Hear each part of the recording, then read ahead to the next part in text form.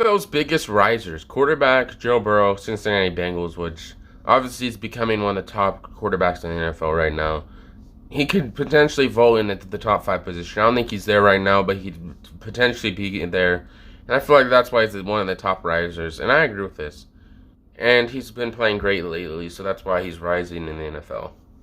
The biggest riser is running back Jonathan Taylor, Indianapolis Colts, which he's probably the second best running back in the NFL in my opinion, behind Derrick Henry. So he was already one of the best, and before that, I don't think he was really considered the second best. I feel like there was a lot of the people thought.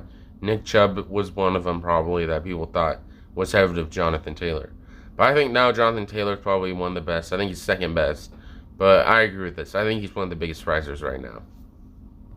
NFL's biggest risers, wide receiver Cooper Kupp, Los Angeles Rams, which he has a very good chance of breaking Calvin Johnson's receiving record, which is very hard to break. And if he can break that, or even in general, he's having a great season. It doesn't even matter if he breaks it, but he's definitely one of the top risers and is definitely nearing to a top five wide receiver this season.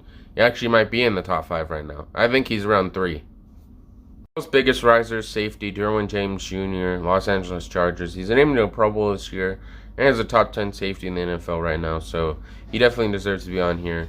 And probably one of the top defensive players the Chargers have, him and Joey Bosa.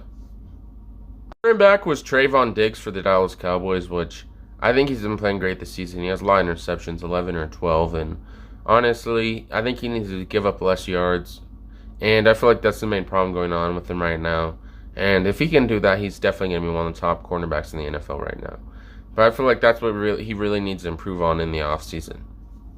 Rodgers on retiring after the 2021 season. I wouldn't rule that out, which this is honestly insane that he's considering retiring. And I wonder what's going to happen with the Packers. Will Jordan Love come out sooner than we think? Because they think that he's going to start in like 3 years or something like that. I think they're a bit optimistic on how good Jordan Love's going to be. They think they just got the next Aaron Rodgers again, and Aaron Rodgers is now Brett Favre and all this other stuff. I think they're being a bit optimistic on how talented he is. Enjoying this season for this season, and playing next year will definitely be in the thought process.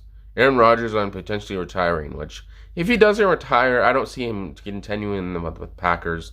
I feel like he's definitely going to leave, so maybe somewhere else. I don't really know a good team for him to go to, but where do you guys think? I would say maybe the Cleveland Browns. I feel like that might be a good situation for him, just because of their running game and how good they've been playing. All signs are pointing this could be it. Ben Roethlisberger on his last game at Heinz Field, and this is honestly insane that he's going to retire and never play again just because he's not going to be in the playoffs.